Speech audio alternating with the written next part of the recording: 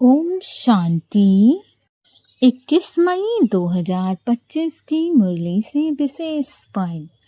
पहला पॉइंट है, मीठे बच्चे, तुम आत्माओं का प्यार एक बाप से है। बाप ने तुम्हें आत्मा से प्यार करना सिखाया है, शरीर से नहीं। अर्थात बाबा ने ही हमें सिखाया है कि इस संसार में जितनी भी आत्माएं हैं वो सब शरीर ना होकर के आत्मा है, और उन सभी आत्माओं के हमें शरीर नहीं देखने हैं। यदि हम शरीर नहीं देखेंगे तो हम उनके विकारों को भी नहीं देखेंगे, और यदि विकारों को नहीं देखेंगे तो उनसे प्रेमवश मिलना जुलना बहुत सरल होगा। उस आत्मा की कमियां हमें दिखेंगी नहीं, अवगुण नहीं दिखेंगे। जब हम उसको आत्मिक रूप में देखेंगे तो उसकी 1000 कमियां होते हुए भी हम उसको अपना भाई समझेंगे, क्योंकि इस संसार को चलाने वाला हमारा पिता है और हम सब आत्माएं उसी का अंश हैं। और यदि हम सब उसी का अंश हैं तो हम सब भाई भाई हुए। और भले ही इस धरा पर हमने अलग अलग माताओं के गर्भ से जन्म लिया हो, परंतु यदि हमारा पिता निराकार परमात्मा है और हम सब उसके अंश हैं, तो इस संसार की समस्त आत्माएं भाई भाई ही हैं, और हमें सबसे भाई भाई सब ही मिलना चाहिए। हर आत्मा से प्रेम वश मिलना चाहिए। किसी भी आत्मा की कमियां कमजोरियां नहीं देखनी चाहिए। जैसे आजकल के दौर में बहुत सारी छोटी छोटी बातें हो जाती हैं और हमें बहुत बुरा भी लग जाता है यदि किसी ने कुछ कहा होता है, परंतु यदि हम उसे आत्मा समझते हैं तो हम इस संसार की सभी बातों को बहुत पीछे छोड़ देते हैं। ना वो बातें हमें फिर नज़र आती हैं, ना वो कमियां नज़र आती हैं।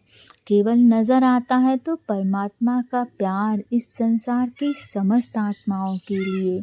तो हमें ऐसा ही बाबा का बच्चा बनना है। अगला पॉइंट है, श्रीमत पर चल बादशाही लेनी है। चावल मुट्ठी दे 21 जन्मों के लिए, महल लेने हैं, भविष्य के लिए कमाई जमा करनी है। अर्थात हमें श्रीमत को फॉलो करना है। जैसा बाबा श्रीमत में बताते हैं, मुरली में बताते हैं, वैसा वैसा हमें प्रतिदिन करना है। जैसे बाबा ने अभी कहा, हर आत्मा को शरीर ना समझ के आत्मा समझना है, तो उसे हमें अपने प्रतिदिन के जीवनचर्या में लाना होगा। यही होता है श्रीमत पर चल के बादशाही लेना। जब हम मुरली के अनुसार अपना जीवन जीना शुरू करते हैं तो हमारा पुरुषार्थ बहुत तीव्र होता है, और जब हमारा पुरुषार्थ तीव्र होता है तो हमारा प्रारब्ध, हमारा भाग्य बनता है, और हमारा भाग्य सुंदर बनता है जब हम मुरली को ज्ञान में धारण करके अपना जीवन सुंदर बनाते हैं।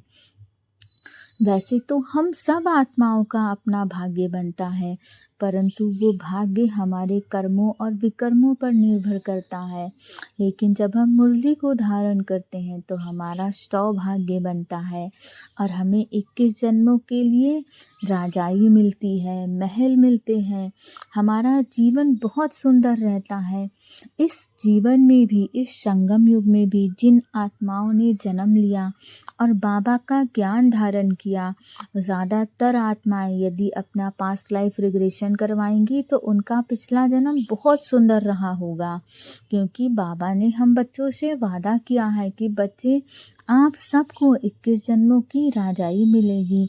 और यकीन मानिए, बाबा का एक भी कहा हुआ बात असत्य नहीं होता है। तो आपको भरोसा रखना है और बाबा जैसा कहते हैं वैसा अपना जीवन जीना शुरू करिए, तो आपके भविष्य के लिए बहुत सारी कमाई जमा हो जाएगी। आपका भविष्य, आने वाले अनेक जन्म बहुत सुंदर बनेंगे। और बाबा के ज्ञान की खूबसूरती ही यही है कि आपका जीवन तो सुंदर बनेगा ही, बाकी साथ साथ आपके आसपास की आत्माओं का भी जीवन सुंदर बनेगा। यदि मान लीजिए आप अपने परिवार में कमाने वाले हैं और आपने ज्ञान को धारण किया, जिसकी वजह से आपका पैसा बहुत बढ़ रहा है, आपका बिजनेस व्यापार बढ़ रहा है, तो क्या आपके घर में जो लोग रहते हैं वो सुखी नहीं होंगे? और यदि आप ज्ञान में चल के अपना जीवन आगे बढ़ा रहे हो, तो यहाँ केवल आपका पैसा, आपका बिजनेस व्यापार नहीं बढ़ेगा, आपके घर में सुख शांति रहेगी, तो आपके घर की अन्य आत्माओं को भी तो अनुभव होगा आपके जीवन की सुख शांति का। इसीलिए कहते हैं कि बाबा का ज्ञान जरूर अपने जीवन में धारण करिए। बाबा जैसा कहते हैं वैसा करिए, फिर देखिए आपका भाग्य कितना सुंदर बनता है।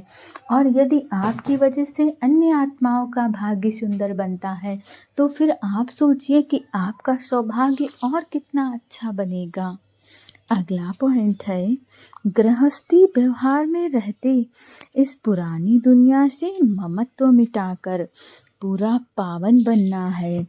जब कुछ करते बुद्धि बाप की तरफ लगी रहे, अर्थात गृहस्थ में रहते हुए हमें इस संसार की व्यर्थ बातों को भुला देना है। इस संसार से किसी भी प्रकार का ममत्व रखना ही नहीं है। जितना ज़्यादा हम ममत्व मिटाते जाएंगे, हम पूरा पावन पवित्र बनते जाएंगे। सब कुछ करते हुए हमारी बुद्धि केवल निराकार परमात्मा में लगी होनी चाहिए। हम जितना ज़्यादा बाबा को याद करेंगे, उतना ज़्यादा हमारा भाग्य सुंदर बनता जाएगा। हम नई दुनिया के मालिक बनते जाएंगे। हमें सभी व्यर्थ जगह से अपना ध्यान हटा करके केवल एक निराकार परमात्मा की तरफ लगाना है। हम जितना जल्दी इस संसार के व्यर्थ बंधनों से मुक्त होंगे, उतना जल्दी पावन और पवित्र बनेंगे। और वैसे भी कहते हैं, दिन में आप जितनी बार बाबा को याद करते हो, उतनी बार आपका भाग्य सुंदर बनता है, आपका भाग्य में बदलता है। इसीलिए परमात्मा को हर क्षण याद करना चाहिए। और इसीलिए बाबा कहते हैं कि अपनी बुद्धि मेरी तरफ लगा के रखो।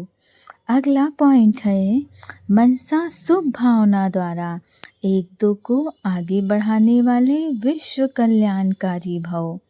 अर्थात यदि कोई कुछ रॉन्ग कर रहा है, तो उसे परवश समझकर रहम की दृष्टि से परिवर्तन करो। डिस्कस नहीं करो। अगर कोई पत्थर से रुक जाता है, तो आपका काम है पार करके चले जाना, या उसको भी साथी बनाकर पार लग जाना। ऐसा ना हो कि हम जीवन की इन्हीं समस्याओं में उलझे रह जाएं।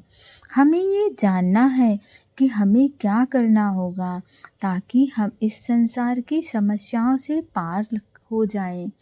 इस संसार में जो आत्माएं हैं, कुछ गलत कर रही हैं, तो उन आत्माओं को परिवर्तित करना है। ऐसा ना हो कि हम उनकी कमियों को ही बार बार डिस्कस कर रहे हैं, क्योंकि हम ऐसा कर ही नहीं सकते हैं।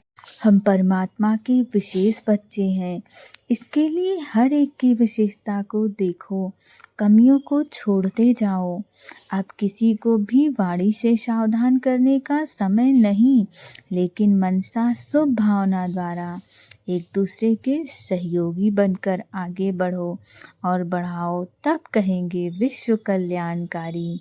और हमारा तो उत्तरदायित्व ही बहुत ऊंचा है, छोटा उत्तरदायित्व नहीं है।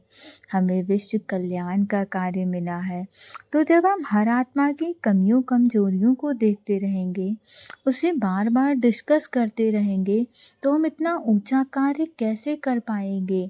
इसीलिए इस बात की बहुत आवश्यकता है कि हम इन कमियों कमजोरियों को देखने के बजाय हर आत्मा का उत्साह बढ़ाएं, उसकी अच्छाइयों से उसे अवगत करवाएं। और जब अच्छाइयाँ ज़्यादा हो जाती हैं, तो बुराइयाँ अपने आप समाप्त हो जाती हैं। अगला पॉइंट है, दृढ़ संकल्प की बेल्ट बांध लो तो सीट से अपसेट नहीं होंगे। अर्थात आपके जीवन में चाहे जो आपको चाहिए हो, तो आप उसके लिए अपने आप को दृढ़ संकल्प ले लो कि मुझे ये कार्य करना ही है।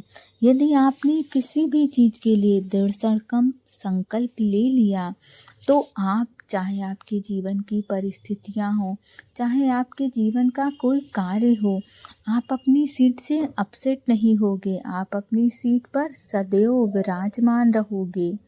ओम शांति।